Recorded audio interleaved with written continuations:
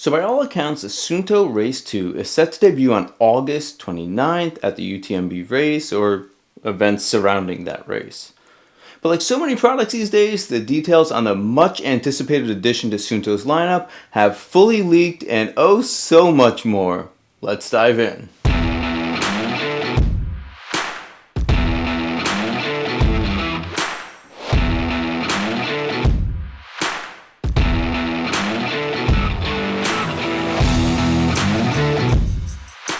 So about a week ago, the regulatory filings for the Race 2 and Vertical 2 leaked out and showed images of the Race 2 and confirmed some key features of the new watch. Now there will be a new heart rate sensor on board that you can see here, and there's going to be some new charging points on the watch, which point to a new charger, of course. And the documentation also named the Ambiq Apollo 510 as a processor powering the internals. Now this is the same one used on the Coros Pace Pro and the brand new Coros Nomad, so you know that the UI will be smooth and fast. Now that's a great bit of leaked information, but there's more. Fast forward a few days later and oops, the US Amazon page for the Race 2 was put live. For the briefest of moments, it was even live to accept orders, which allowed us to learn the price of the Race 2.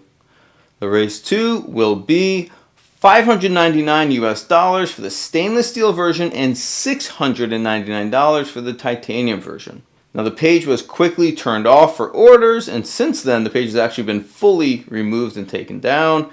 But I did grab all of the images of the product page, so let's take a look at those. You can see we're getting the standard kind of 2-button and digital crown controls, some features of the titanium version, although I would assume this goes for both versions. 16 days of battery life, which is down quite a bit from the original Race, which is rated at 26 days. Both of those are, of course, with Race to Wake, and I'm going to assume this is due to a larger display and also a brighter display. This also happened recently with the Forerunner series from the 965 going to the 970, same sort of thing. We're getting advanced metrics in Suunto Coach, plenty of sports modes, and of course offline maps as well. The Race 2 will not be as tall as the original Race. You're getting a more slender package and will sport a larger display. The Race 1 comes in at 1.43-inch display, so I'd assume the Race 2 will get that jaw-dropping 0.07 inches extra to get that now pretty standard 1.5-inch display.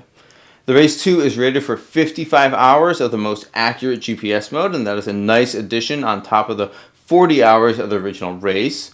Suunto Coach is their version of generated workout plans. I didn't get a chance to test this really when I did my review of the Suunto Run, so it would be interesting to test out, and I kind of see this as the battleground for top watch brands now. I must be honest, the sensors are typically all pretty good. The GPS accuracy is pretty good, so the user experience, the UI design, any sort of their custom analytics or metrics and the AI generated workout plans are kind of where the top brands are fighting for customers now. As we've already seen, the Race 2 has 115 plus sports modes, up from 95 plus on the original Race. Now, are any of those 20 things that you will actually find useful? Probably not, but hey, they're there, so why not track your dog walking or whatever they added in? You get your expected dual-band GPS, you get climb guidance, which was introduced on the Race S and is useful when you're going on trails, lots of elevation changes coming up. Here we see mention of controlling music from the wrist, which definitely would hint towards no onboard music. With the way it's worded, it sounds like you're getting Bluetooth controls of your phone. And finally, Suunto says they will keep developing their software and bring new features. So yeah, you kind of expect that when you're plunking down $600-700 on a piece of hardware. So that's a great bit of information, but wait, there's more. One absolute legend of a Redditor who goes by, and I'm going to choose how I want to pronounce this username, Lyle Cake. Yep, Lylcaac. I'm going with Lyle Cake there. Anyways, this Redditor not only was the one that posted when the Amazon page went live, but they also snuck in an order before it was taken down. And that order actually shipped, and they actually followed up with actual product photos. So we get some more photos here of the actual retail version. We can see standard packaging that we'd expect from Suunto now. The band has kind of a fun design, nice color blue. We can see the new magnetic charging puck along with the USB-C cable, and we also see a watch face, a kind of standard looking watch face, and a pretty plain looking widget as well. And one interesting note is that the software running on the Race 2 right now is version 2.44.44, which you see they updated to. The recently released Suunto Run is on software version 3.1918. That version 3 software comes with a few improvements. Things like recovery metrics or run analytics are a bit better, but on the other hand, being the entry-level model, it does lack certain higher-end functionality like zone sense, which is a big value add for Suunto users. So it might be that the version 3 software is just kind of that, it's going to be that stripped-down version that the Run and other entry-level models are going to run, and the new features that were there will end up on the Race 2 anyways, regardless of software version. So there you have it. Pretty much everything you'd want to know about the Suunto Race 2, due out within the week, priced at $599 and $699 US respectively.